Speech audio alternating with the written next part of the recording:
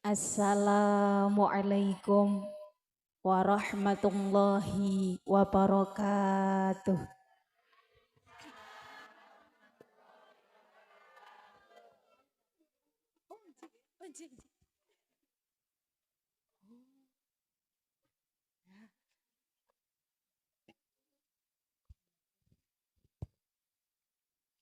Bismillahirrahmanirrahim.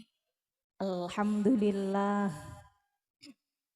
Alhamdulillahi bi jami'il mahamidi ala jami'in ni'am.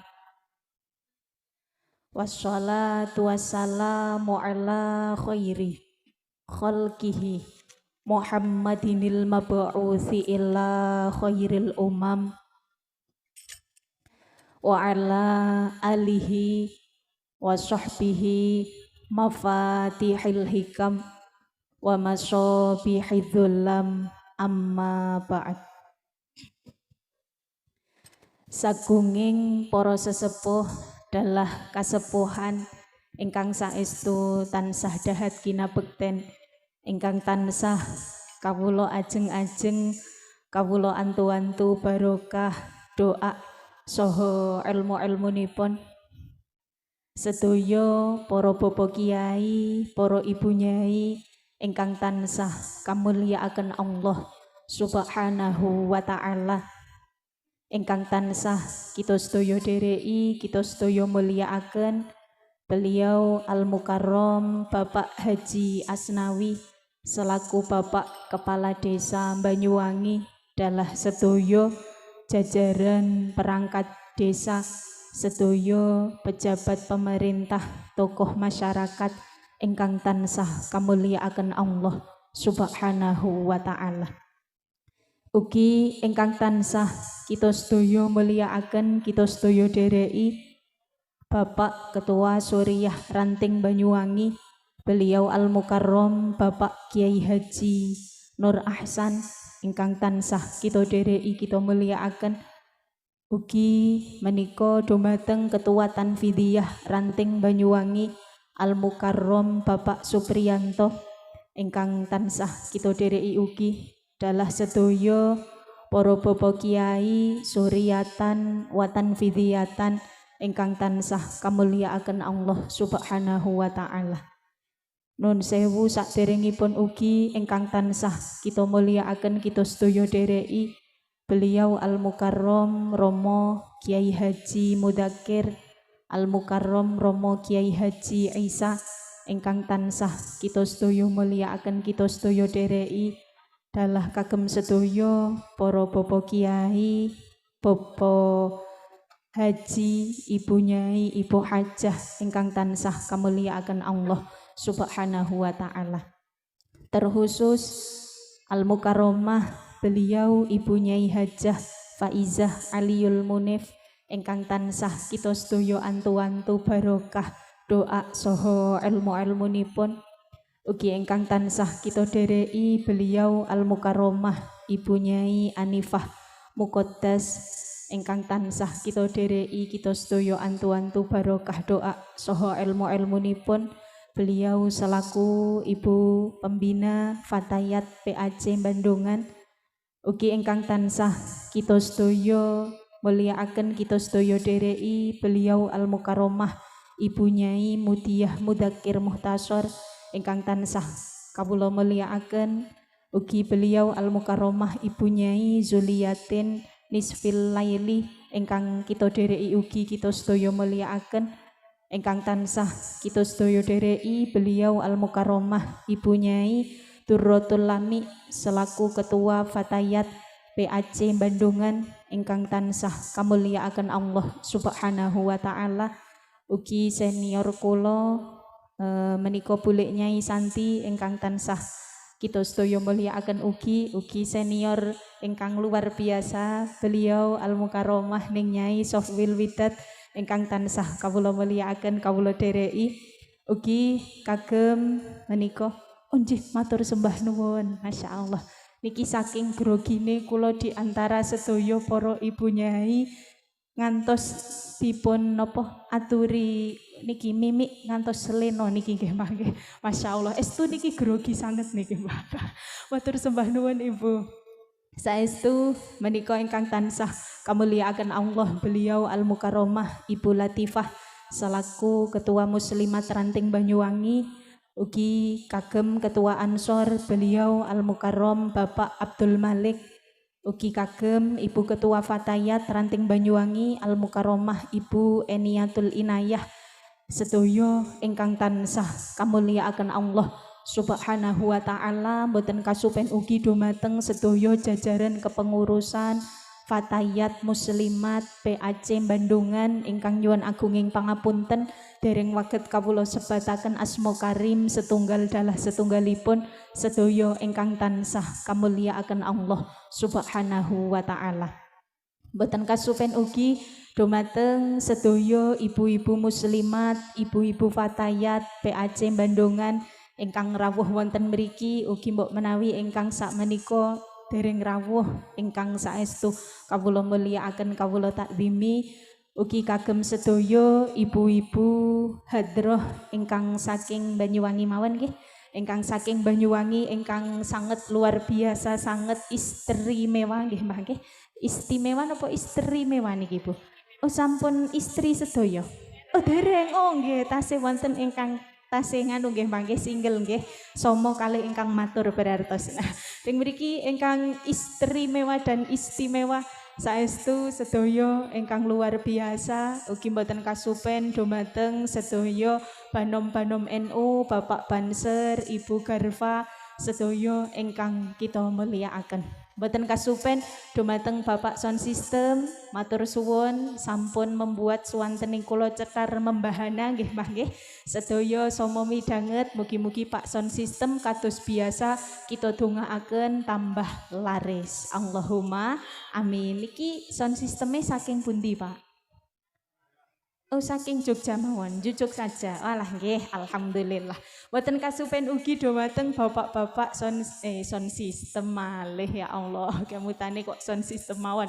YouTuber nggih Pak nggih. Nuwun sewu bapak-bapak YouTuber ingkang tansah kita mulyakaken. Sedaya ingkang rawuh pemeriah adicara Ibu Ambon Manise dan lain sebagainya ingkang saestu mugi-mugi ingkang nembe pados maisyah pinaringan rizki ingkang halal barokah amin ya robbal alamin.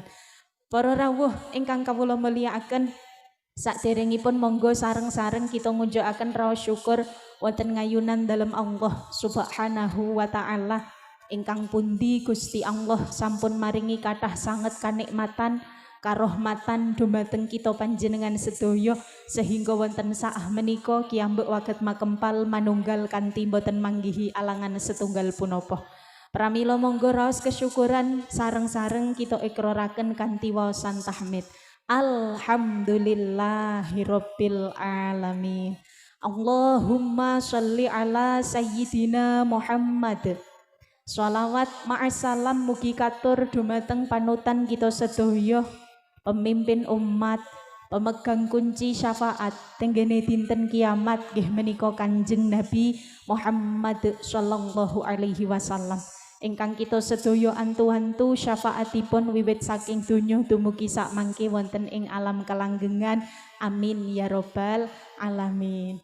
Para rawuh ingkang kawula mulyakaken kalau kepengker kawula katimbalan kalian beliau Al Mukarramah Ibu Nyai Eni dalah sedaya sahabat-sahabat Fatayat ibu-ibu muslimat saking Ranting Banyuwangi dipun dawuhi sowan wonten mriki nderekaken panjenengan sedaya mbok bilih saestu menika kula grogi sanget Mbah keranten Bandungan niku gudangipun ngelmu nggih Mbah nggih sampun gudangipun ngelmu sedaya sama alim alamah sedaya sama teng mriki saestu piyantun-piyantun ingkang istimewa menika kula grogi ngantos sumuk kemringet iki keringete sak jagung-jagung nggih Mbah nggih masyaallah nuwun sewu Bu Nyai. Nah menika saestu sak mangke mbok bilih anggen kawula matur kathah kekiranganipun saha kathah kalepatanipun saestu nyuwun agunging pangapunten ngaten nggih Mbah nggih. Iki tasih semangat napa mboten Mbah? Tasih. Kula tes riyen kula napa ajak pantun riyen nggih Mbah nggih. Mangke bakdo pantun niki sanes sholawat niki pantun, bakdo pantun nembe sholawat. Ngaten nggih mangke. Tapi kula napa tesrien. Shallu ala Nabi Muhammad. Ubur-ubur ikan lele, ibu-ibu tos pundi kabare. Saking kirang kompak nggih Bu nggih. Tasih wonten ingkang ngiling-ngilingi snack nggih. Nggih. Kula wangsuli nggih Bu. Ubur-ubur ikan lele, ibu-ibu tos pundi kabare. Alhamdulillah. Ubur-ubur ikan lele, ibu-ibu mugi lancar rezekine. Amine kompak nggih Mbah nggih. Masyaallah. Monggo sareng-sareng dipun sholawati riyen nggih Mbah. Maulaya sholli wa sallim man abada ala habibika khairil khalqi kullihim. Maulaya sholli wa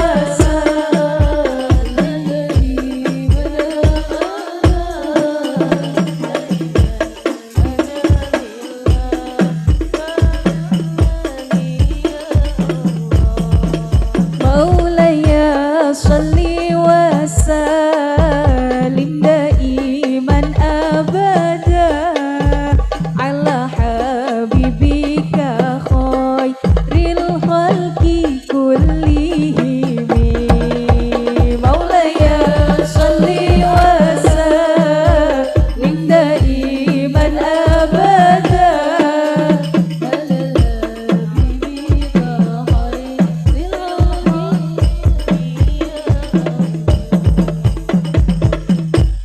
Sallu ala Nabi Muhammad. Alhamdulillah. Mugi ingkang sampun radi lemes, ical lemes nggih Mbah. Niki sampun lemes napa dereng? Sampun ngantuk napa dereng? Sampun dahar napa dereng? Alhamdulillah dereng Bu. Walah masyaallah nggih. Mangke kondur saking mriki enggal-enggal dahar ngoten nggih mangke. Nah, para rawuh ingkang kawula mulyakaken, saestu bingah remen sanget kawula waget lumarap sowan dhateng sedaya ibu-ibu sedaya menika banom-banom NU wonten PAC Bandungan. Saestu bingah remen niki kegiatan ingkang sanget sae, kegiatan ingkang sanget istimewa, ingkang kuwatah sanget kemanfaatanipun nggih Mbah nggih.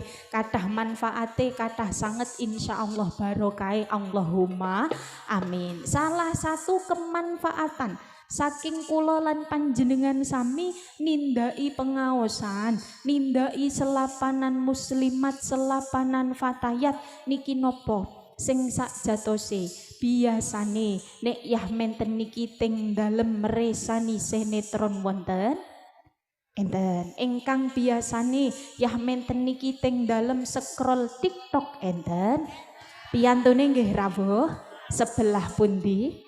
Oke, nah werni-werni nggih mangke. Nah, nuwun sewu ingkang biasanipun yah menten niki kula lan panjenengan sami tasih scroll-scroll, tasih mresani sinetron ingkang kadang antuke mresani tanpa ngemut-ngemut Gusti Allah dengan adanya kiambak tindak fatayatan, tindak muslimatan, tindak selapanan kita sedaya dados kersa zikir dumateng Gusti Allah. Kerso ngemut-ngemut nikmate Gusti Allah. Kerso tindak pengaosan nambah ngelmu kula lan panjenengan sedaya. Insyaallah boten namung nambah ngelmu tapi ugi nambah amaliyah kita panjenengan sedaya. Amin ya robbal alamin. Kula kemutan Mbah, dikir niki sangat penting nggih Mbah nggih. Dikir kula lan panjenengan sami, emute kula lan panjenengan sami dumateng Allah Subhanahu wa taala niki sangat penting. Gusti Allah sampun ngendikani, innani anallah la ilaha illa ana fa'budni wa aqimis sholata li dzikri. Dawuhipun Gusti Allah sampun jelas, sampun cetha. Gusti Allah sudah memperkenalkan zatnya kepada kula lan panjenengan sedaya. Kiyambek nggih ampun ngantos teng mrikipun diajak tepangan kalih Gusti Allah kok mboten kersa ngemut-ngemut Gusti Allah. Kemutan mbah setunggaling dawuhipun Kanjeng Nabi ngendikaaken afdhaluz zikri la ilaha illallah wa afdhalut du'a alhamdulillah. Teng mriki di selapanan ini kita panjenengan sedaya sampun sareng-sareng pikantuk paket combo ngoten nggih Mbah nggih, paket komplit ngoten nggih Mbah, paket komplit. Kita sedaya dipun ajak zikir, nggih dipun ajak ndedonga dhumateng Gusti Allah. Kalau wau sampun dipun tuntun sareng-sareng nggih Mbah nggih, werni-werni zikire. Nah niki salah satu dawuh afdhaluz zikri, apik-apike zikir nggih menika ketika kula lan panjenengan sedaya kersa ngucapaken la ilaha illallah. Ngaten nggih Mbah, sedinten niki antuke maos la ilaha illallah pun ping pinten? Ping kathah nggih Mbah. Alhamdulillah. Antuke syukur alhamdulillah, maos alhamdulillah sedinten pun ping pinten? Kathah nggih Mbah, pun boten itungan nggih Mbah. Allahumma amin. Nah niki pentingipun dzikir.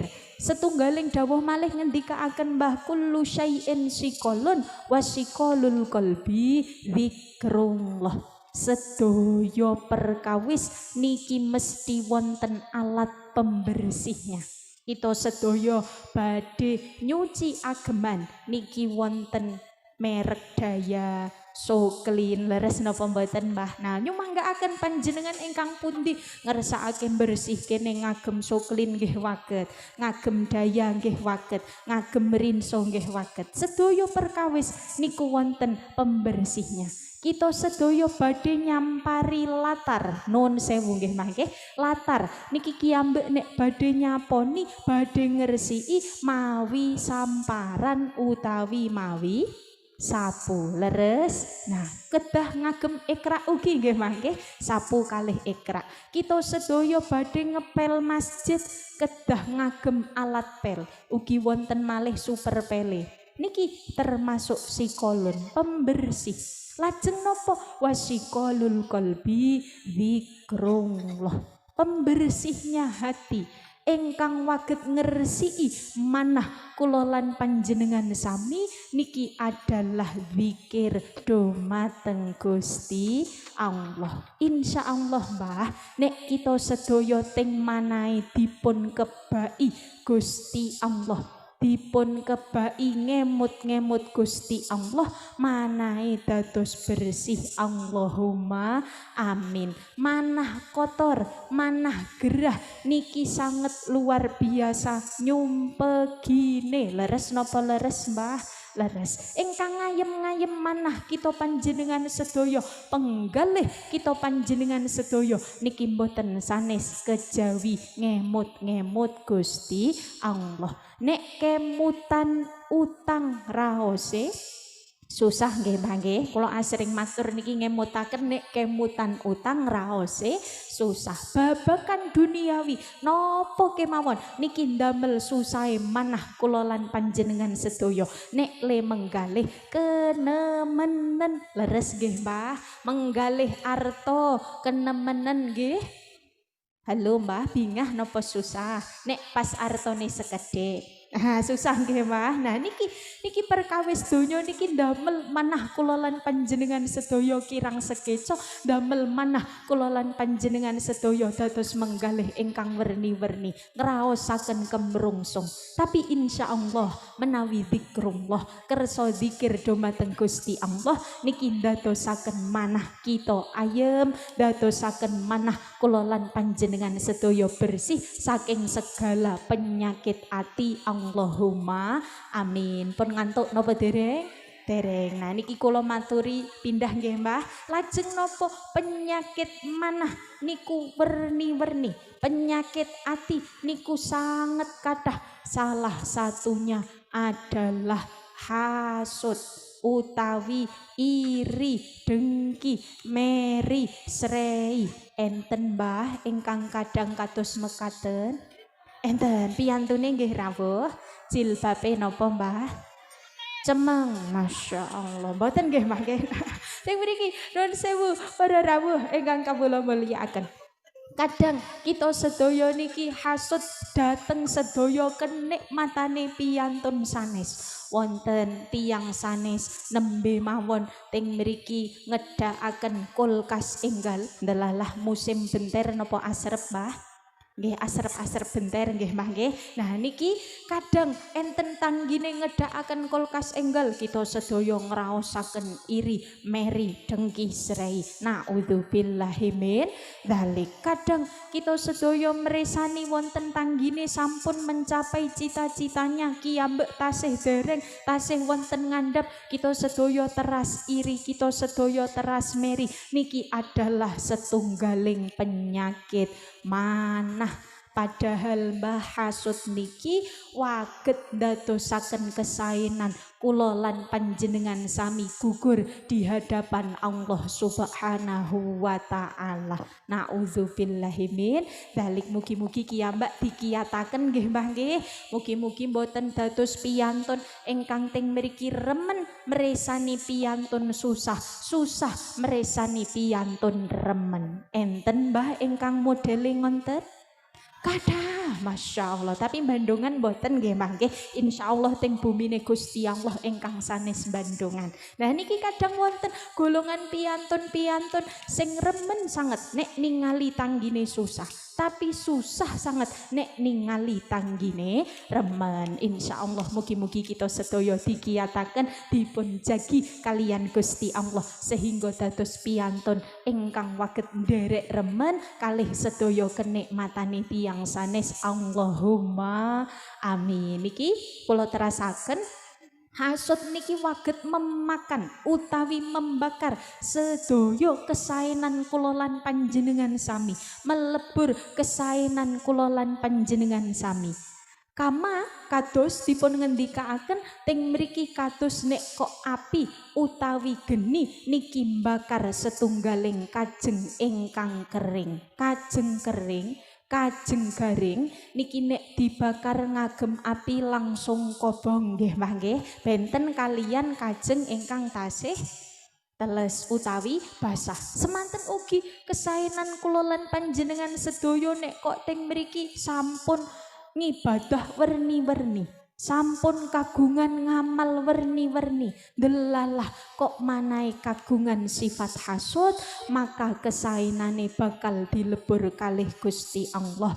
Mugi-mugi kiyambek dijogo. Ngaten nggih mangke ingkang kagungan kala wingi radi enten hasud-hasude, radi enten iri-irine, radi enten meri-merine. Mugi-mugi dengan zikir dumateng Gusti Allah, kemutan dateng Gusti Allah dadosaken kita panjenengan sedaya dados bersih manae. Amin ya robbal alamin. Shallu ala Nabi Muhammad.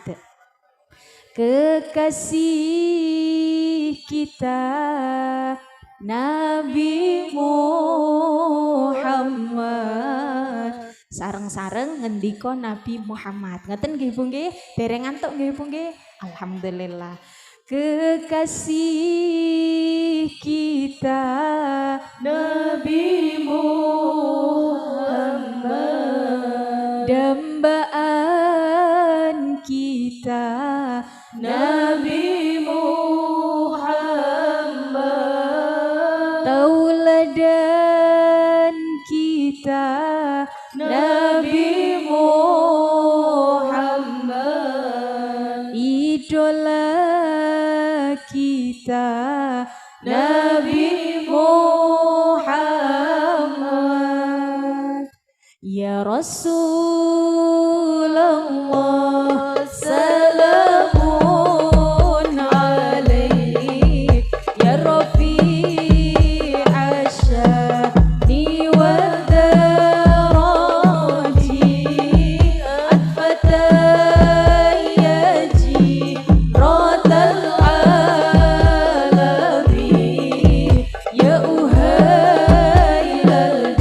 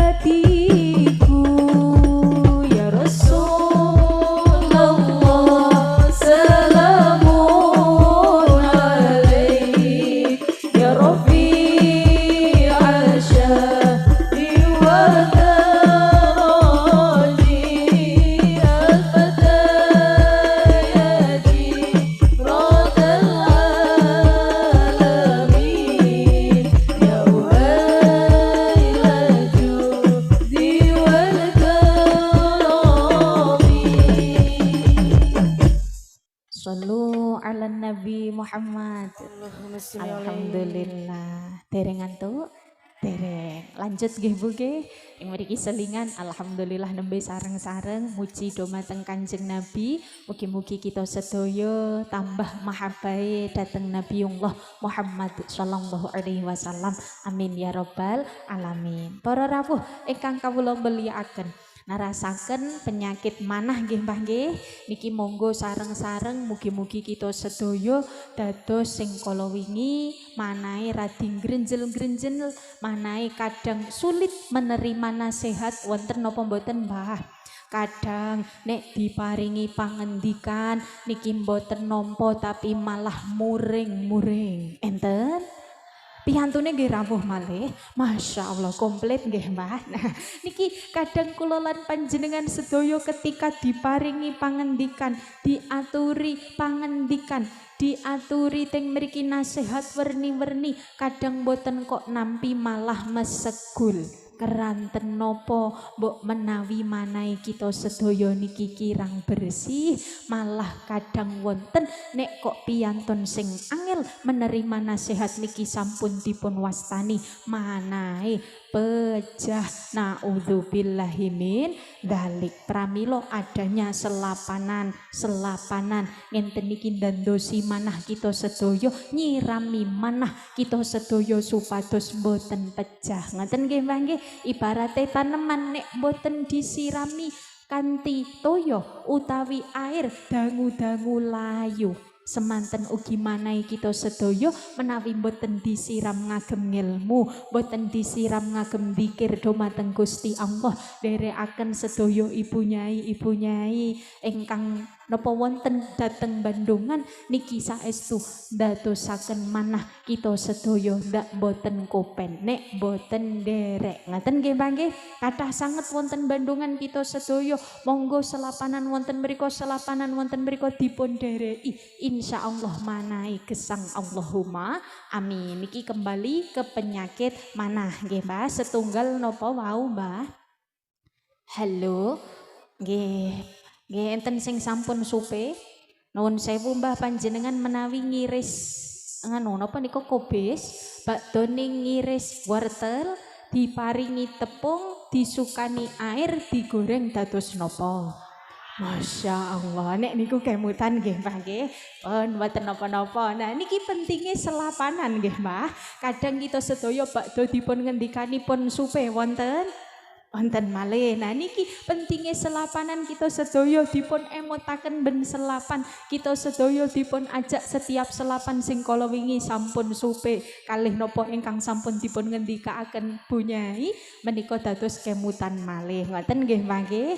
Niki kula aturaken penyakit manah ndak boten rampung-rampung. Niki ket wau malah ngendikane ngalor ngidul. Penyakit manah sepindah kala wau hasud. Saklajengipun wonten malih Mbah teng mriki sombong, preso sombong nggih Mbah nggih. Batorul haq wa azmun nas. Ingkang dipun wastani sombong niku kita sedaya mboten kersa utawi menyangkal dhateng sedaya kebenaran, ugi teng mriki ngece dumateng tiyang sanese, dumateng menungso lintune. Kita sedaya merasa lebih baik daripada tiyang sanes. Naudzubillahi min dzalik. Kadang wonten contone nggih Mbah nggih, tanggine teng mriki mboten jilbaban. Nah, kita sedaya langsung kae yukae ora kudungan. Aku lho ning ngendi-ngendi kudungan, berarti aku luweh apik daripada yukae. Enten Mbah, mboten nggih Mbah nggih, insyaallah mboten enten. Nah niki kadang kita sedaya ndadosaken manahe sombong, merasa lebih baik daripada orang lain utawi malah nuwun sewu ngece dumateng tiyang sanes. Halah kae wis kakehan dosa, wis ora kudungan karo bojone galak, ana maneh teng teng teng teng teng teng teng teng teng. Enten Mbah, enten sing rewang-rewang malaikat raqib atid nggih wonten Mbah. Nggih, nyateti ngamale tanggine, ngoten nggih Mbah nggih. Nah, teng mriki kadang kita sedaya ewang-ewang napa ni tugasipun malaikat raqib dalah malaikat atid. Mboten sah nggih Mbah nggih. Kita sedaya berusaha monggo sareng-sareng introspeksi diri sakderenge mengoreksi tiyang sanes. Mugi-mugi dimampuaken kalih Gusti Allah nggih Mbah. Keranten sedaya ingkang dadosaken mampu napa mboten niki mboten sanes kejawi namung Gusti Allah. Nah, kembali ke sifat sombong. Padahal ting mriki nek kok wonten piyantun sing tenggen manahe nggadahi sifat sombong, dipun dawuhaken la yadkhulunal jannah mangkana fi qalbihi mithqalu dzarrah min kibar. Boten badhe melebet suwarginipun Gusti Allah.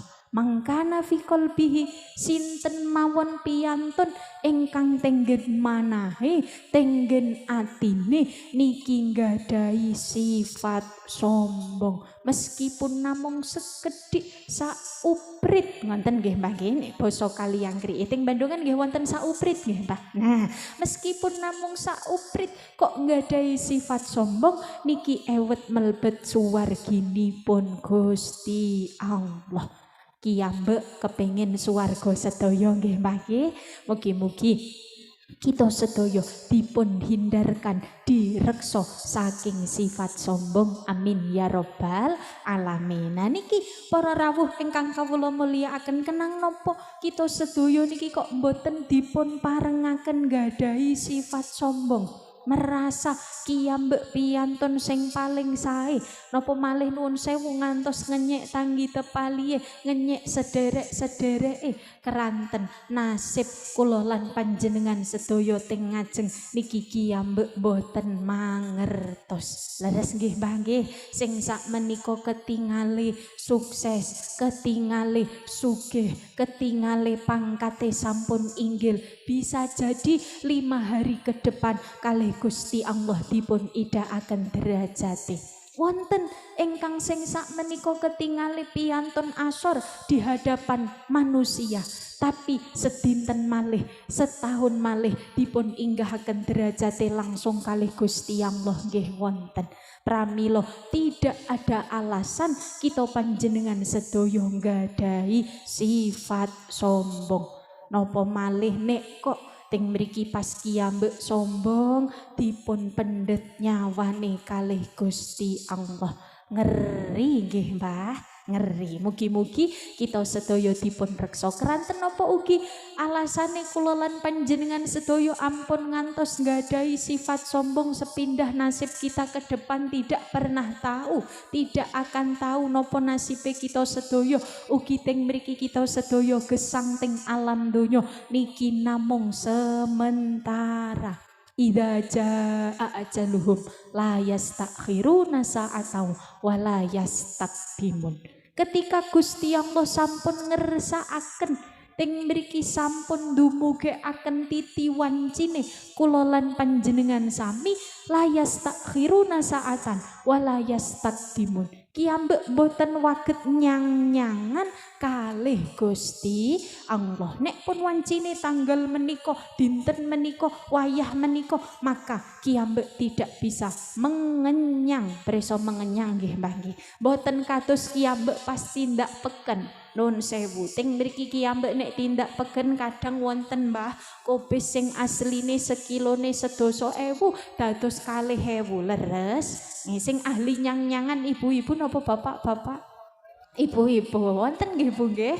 Piyantune nggih rawuh. Nah kita sedaya niki sing biasane nyang-nyangan wonten peken menawi sampun dumugi titi wancine Gusti Allah ngersakaken nyawa kula lan panjenengan sami kiyambek boten waget nyang-nyangan kados pas wonten peken. Pramila napa monggo kita sedaya persiapkan kanthi husnudzon kalih Gusti Allah. Boten namung husnudzon kalih Gusti Allah tapi ugi teng mriki husnudzon kalih kawulonipun Gusti Allah. Ngaten nggih Mbah nggih. Dados kiyambek boten mangertos kok ting mriki enten piyantun sombong merasa wong nika elek kiyambek sing paling sae. Nun sewu boten ngertos mbok menawa piyantun sing kiyambek cap elek niki kagungan ngamal tersembunyi. Ngaten nggih Mbah nggih. Niki nggih boten mangertos pramila tidak ada alasan kula lan panjenengan sami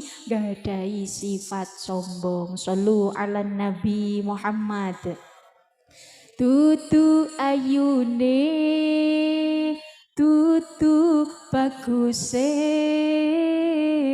ajine menungso, munggo pangerane, nanging akhlake, budi pekertine, tindak tanduke ing saben dinane, tindak tanduke ing saben dinane. Sareng-sareng ya Rasulullah nggih Mbah. Pun ngantuk, pun lir-lir niki dereng nggih. Ya Rasulullah salamun alaik ya Rafi'ah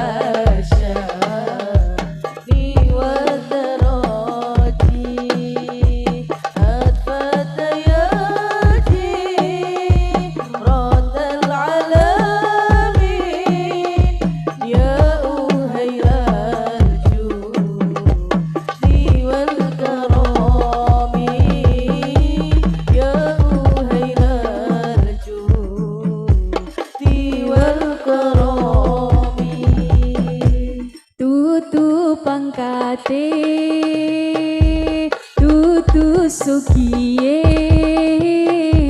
mungguwe pangeran iman lan takwane tindak keperintahi ninggal larangane besok ngamale diunduh-unduh dewe besok ngamale diunduh-unduh dewe ya Rasulullah salamun alaik ya Rafi'ah syafi wa daraji akbata yaji rotal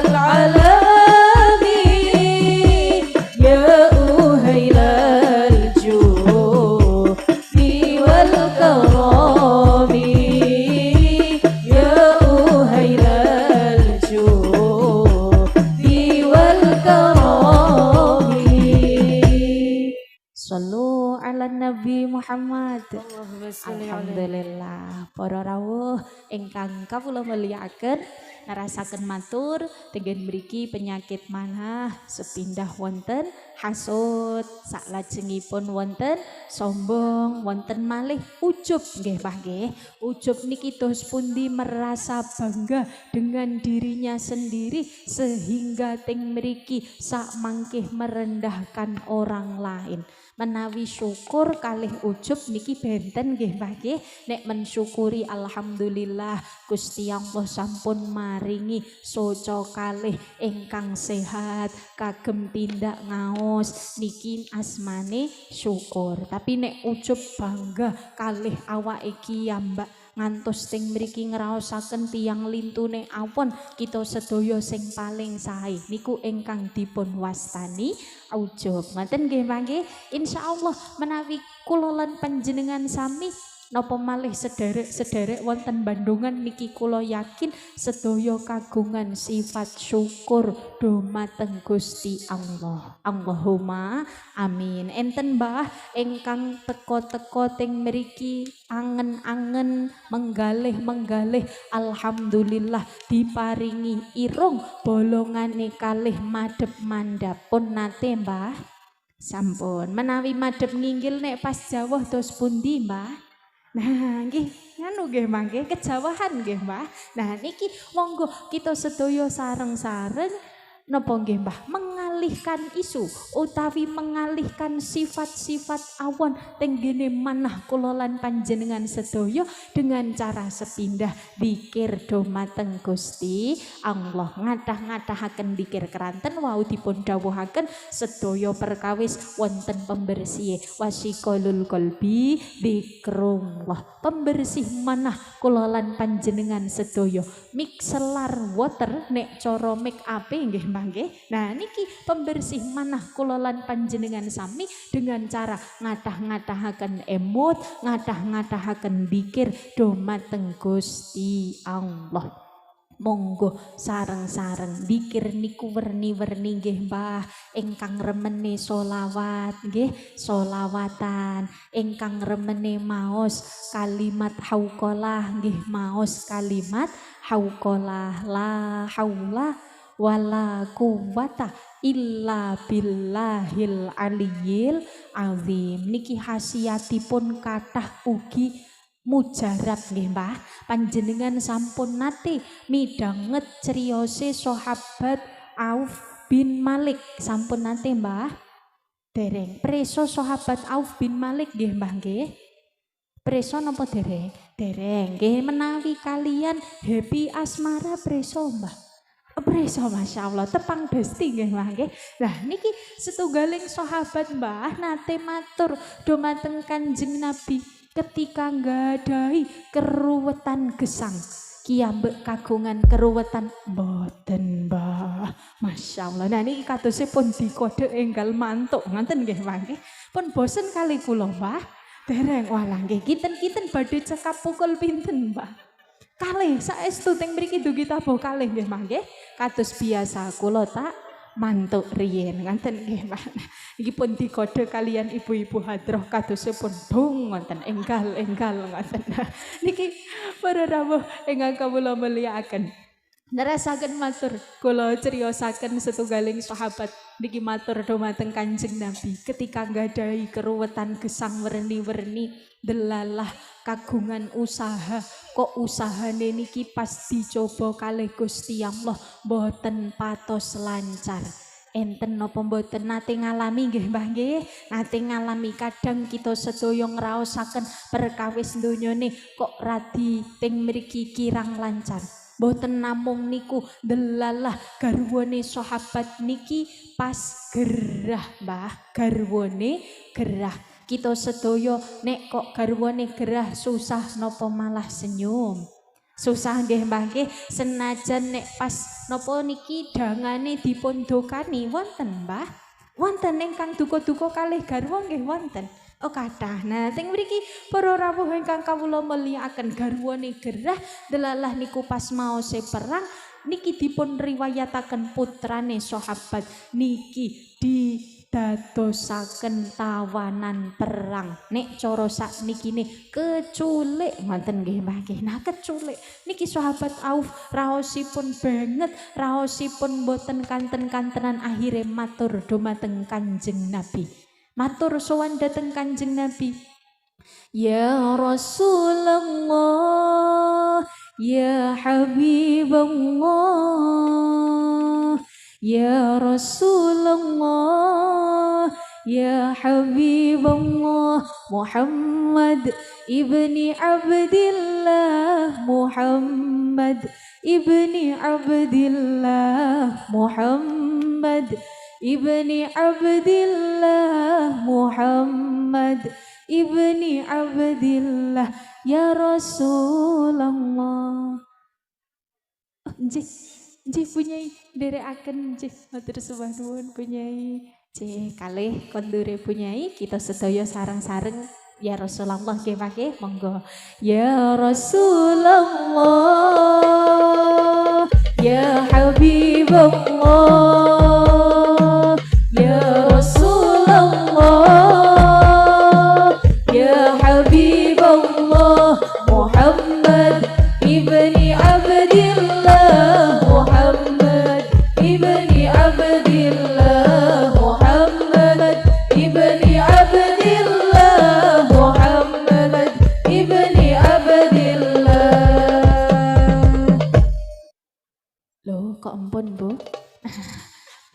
apa mboten niki? Oh sampun, oke. Pun makdung ngoten nggih Bu nggih, pun capek nggih Bu nggih. Dereng walah nggih. Para rawuh ingkang kawula mulyakaken. Nggih mangke ndak kedangon nggih Mbah, iki nerasaken matur. Kalau wau kula aturaken sahabat Auf niki matur dumateng Kanjeng Nabi, pemature curhat sowan babakan keresahannya, keruwetan gesange ingkang werni-werni dicoba babakan rezekine, babakan donyane dicoba garwane, dicoba kalih putrane. Maksude mawi putrane dipun dadosaken tawanan perang. Akhire banget lajeng kalian Kanjeng Nabi dipun dawuhaken fasbir fal yukthir min qawli la haula wala quwata illa billahil aliyil azim. Nasihate Kanjeng Nabi tus pundi, dawuhe Kanjeng Nabi tus pundi dumateng para sahabat niki ingkang sowan ingkang kagungan keruwetan, fasbir sabar, fal yukthir min qawli la haula wala quwata illa billahil aliyil azim. Sabar kalian ngadah-ngadahaken kalimat hauqalah. Terus pundi Mbah kalimat hauqalah? Illa billahil aliyil azim. Insyaallah nggih Mbah nggih, niki mugi-mugi boten kewet dangu estu sahabat niki ngamalaken dawuh Kanjeng Nabi ingkang isbir fal yukthir min qauli la haula wala quwata illa billahil aliyil azim. Niki ndadosaken keruwetan gesange perlahan memudar. Ngaten nggih Mbah, sing waune teng mriki raosipun ruwet, raosipun werni-werni, cobane werni-werni, dados teng mriki kaudaran barokah kersa ndedonga, kersa zikir, kersa ngadah-ngadahaken emut dumateng Allah Subhanahu wa taala. Ngoten nggih pagi, insyaallah teng mriki kula aturaken malih, kala wau kula maturaken babagan penyakit manah ingkang waget kita resiki kanthi ngadahaken zikir dumateng Allah Subhanahu wa taala. Ugi teng mriki monggo kita sedaya ngimbeti raos syukur dumateng Gusti Allah. Wau kan sepindah ingkang ngajeng kawula aturaken dawuhipun Kanjeng Nabi, wa afdhalud du'a alhamdulillah. Monggo kiyambek sakniki berusaha ngadah-ngadahaken syukur dumateng Gusti Allah. Keranten Mbah entene gesangi kita sedaya kirang bahagia niki keranten kirang syukur. Salah satunya nggih Mbah nggih, salah satunya keranten kirang syukur dumateng Gusti Allah. Entene duka-duka teng putra putrine, enten napa mboten Mbah sing galak kalih putra putrine? Enten piyantune nggih rawuh niki Bu. Nah niki keranten napa kiyambek kirang syukur dateng Gusti Allah. Insyaallah Mbah menawi kiyambek kok pandang segala sesuatu kanthi kacamata syukur, dadosaken manai kiyambek ayem bahagia. Allahumma amin. Misal contone kiyambak teng mriki kagungan putra kok ndelalah pas napa niki ujian nilaine radi awon, kiyambek kecewa napa? Alhamdulillah kecewa nggih mangke. Tapi nek kok kita sedaya waget memandang kanthi kacamata syukur, kiyambek waget teng mriki menggali alhamdulillah tasih waget nderek ujian. Alhamdulillah tasih dipun napa titipi putra putri. Leres napa mboten Mbah? Leres. Kathah piyantun-piyantun ingkang keadaannya jauh di bawah kula lan panjenengan sami. Pramila monggo sareng-sareng kita ngadah-ngadahaken syukur dumateng Gusti Allah. Insyaallah ingkang sampun panjenengan preso dawuh teng mriki nek syukur mesti bakal diimbeti nikmate kalih Gusti Allah. Dawuh tus pundi Mbah? La in syakartum la azidannakum wala ing kafartum inna adzabi lasyadid. Dawuhe sampun apal nggih Mbah nggih, prakteke sampun napa dereng? Nah niki monggo sareng-sareng kita sedaya praktekaken, mugi-mugi dipun paringi kegiatan zahiran wa batinan sehingga waget dadosaken kula lan panjenengan sedaya dados kawula ingkang langkung sae daripada dinten kepengker. Amin ya rabbal alamin. Para rawuh ingkang kawula mulyakaken, niki ningali wekdal sampun sawentawis siang, sampun duhuran napa dereng? Dereng. Niki nggih kadose sampun maose rolasan nggih Mbah nggih. Ingkang napa niki nuwun sewu pun boten rolasan ding Mbah. Niki pun meh setunggalan nggih Mbah nggih. Nah niki monggo mangke ndak duhure ngantos telat, saestu tentunipun saking kawula anggen nderekaken ibu-ibu sedaya saking awal dumugi akhir kathah sanget kekiranganipun, kathah sanget kalepatanipun dohir ugi batos, haliyah ugi makoliyah ingkang kula sengaja utawi boten saestu kanthi lembahipun manah kawula nyuwun agunging pangapunten. Mugi-mugi benjang waget pinanggih malih nggih Mbah nggih. Niki sakderenge doa ampun kondur riyin nggih Mbah. Nggih nek kresek-kresek madai berkat mboten napa-napa. Ngaten nggih Mbah, namung ampun kondur rumiyin sakderengipun doa. Kadek nyangklong tas kalih berkate disukake tas nggih monggo nggih Mbah nggih. Nah, niki para rawuh ingkang kawula mulyakaken saestu tentunipun kathah sanget kekirangan saha kalepatan saking kawula. Saking awal dumugi akhir sepindah malih nyuwun agunging pangapunten, mugi-mugi napa ingkang kawula aturaken wonten manfaatipun, mugi-mugi kita sedaya saestu barokahipun silaturahim, barokahipun derek selapanan, dipun dadosaken piyantun ingkang ayem tentrem gesang donya dumugi akhiratipun Gusti Allah, saestu sedaya sederek-sederek wonten Bandungan, khususipun wonten Banyuwangi, saestu pun paringi gemah ripah loh jinawi. Amin Allahumma amin. Mugi benjang waget pinanggih malih nggih Mbah nggih kanthi keadaan ingkang sehat, dipun paringi yuswa ingkang panjang, ingkang barokah fi taatillah, keluargi ingkang sakinah mawaddah warahmah, dzurriyyah ingkang sholih sholihah, pinaringan rizki halal barokah, waget nambah tegal nambah sawah, kagem sangu sowan Mekah Madinah.